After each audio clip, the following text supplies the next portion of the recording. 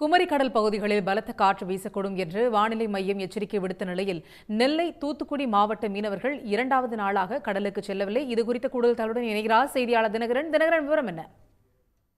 தூத்துக்குடி வங்கக்கடல் மற்றும் மன்னார் வளைகுடா குமரி கடல் பகுதியில் பலத்த காற்று வீசக்கூடும் என வானிலை மையம் எச்சரிக்கை விடுத்துள்ளது.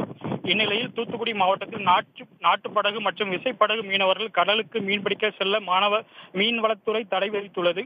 இதனைத் தொடர்ந்து தூத்துக்குடி மாவட்டம் பெரியதாலை கடற்கரையில் சுமார் 400க்கும் மேற்பட்ட ஃபைபர் படகுகள் இன்று இரண்டாவது நாளாக மீன்பிடிக்க செல்லாமல் கரைகளில் நிறுத்தி வைக்கப்பட்டுள்ளது.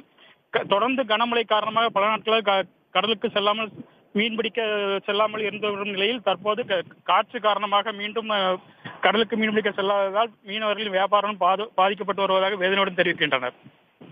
உடனுக்குடன் செய்திகளை தெரிந்து கொள்ள சன் நியூஸ் பெல் ஐகானை கிளிக் பண்ணுங்க.